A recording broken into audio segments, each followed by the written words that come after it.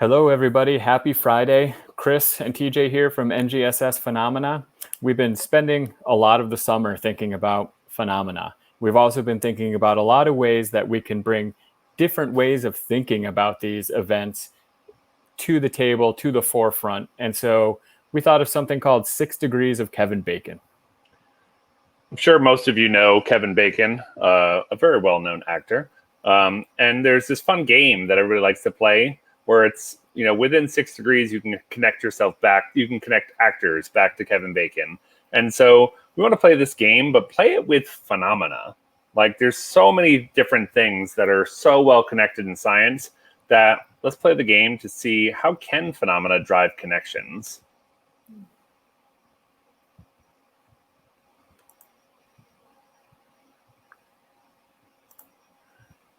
So TJ, this image here has been on the website for quite a long time. And so let's take a few minutes just to really think about it, look at it, and talk about what we're thinking about. Well, I wish we had that much time, but we don't. And looking at this thing, it's weird. It's so weird. I think that's why I initially captured it. It's got spikes. It's black. It's got a weird looking eye. It's got a green part. It's like obviously on something. What even is that thing? Yeah, I mean, I see a part that really looks like an ant from what I know ants to look like. But then when I see this green part, it really just it no longer looks like an ant. And so I'm wondering, like, how big is it? Is this like a massive sized ant, or did somehow an ant get on the back of this other thing?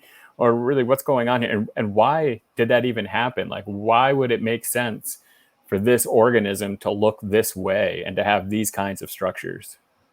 And now as an educator, flipping to educator hat, like, is this a phenomenon? Is this something that I can use with my students? Well, these tree hoppers actually use vibrations that they put in the tree that they use to communicate and attract mates. And so it's a creepy looking bug. I think everybody would agree on that. But like, we do like music. We like vibrations. And when I think about vibrations, I think about cool concerts I've been at, think about awesome music, and like it really like moves my own body. I feel it. Yeah, I totally hear that, TJ. I haven't been to a concert in a little while, but I really miss is just that feeling of I can feel the music coming, from my feet up through the rest of my body. If I'm grabbing a glass of water, I can look at it and I can see, like from the rhythm and the vibration, just like the water starting to move a little bit. You can even get so close to the speaker that you can feel the vibration in a person next to you. Not to get all Marky Mark on this, but you can really see and feel vibrations when you're at music, which is a great thing. Yeah, so we're thinking about music, but like we started with a bug. So like the bug was our phenomenon that we started to think about, but like this bug is doing this really interesting thing that's creating these vibrations like we see in the bottom left, kind of make you want to dance. They definitely make me want to dance. We could see with this bird, like you could see that the sound is actually a thing coming out. And then with this alligator, it's actually creating the vibration of the water on top of it.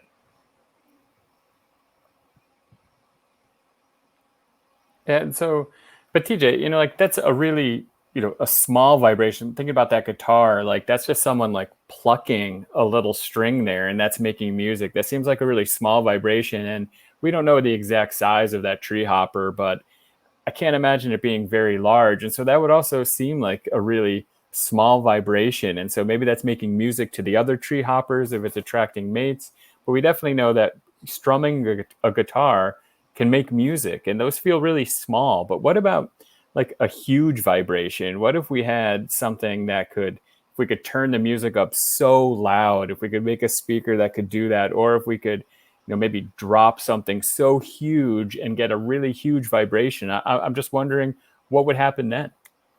Yeah, it's almost like playing the earth as an instrument. If something so big like an asteroid hit the earth, what kind of vibrations would that make? And what's crazy is big vibrations do create massive damage. We know that's called an earthquake. And, looking at this pool in Argentina, seeing the water moving around, seeing the kind of wave formations happening, even seeing the wave in this looks like a sidewalk. Like that's a lot. That's a lot of energy to create all of this damage.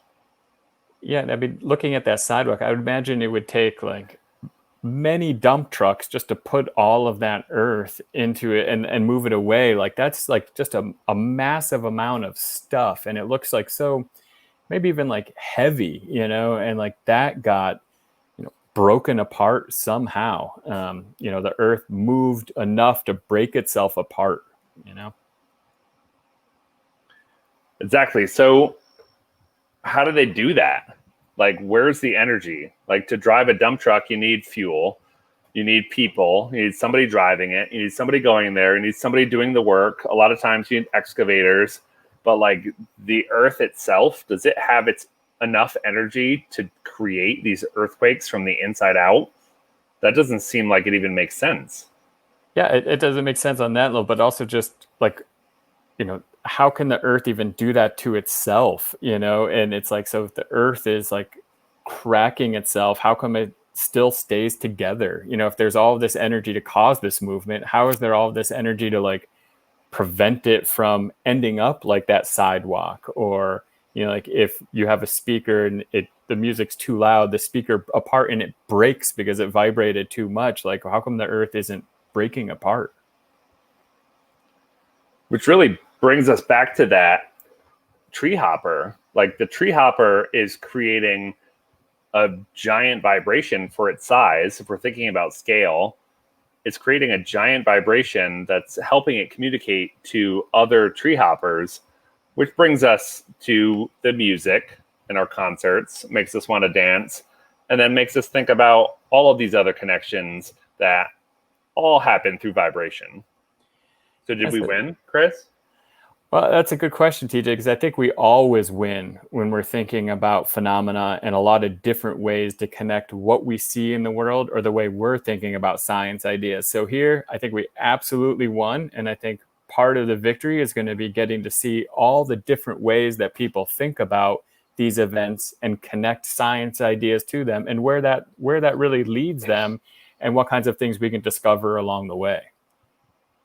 Which really brings us to our final point, that this idea of collective sense making is something that in the past seemed like, oh, they're cheating, they're stealing my ideas. But that's not how science works. Science is all about connections, and connections are really at the heart of doing science.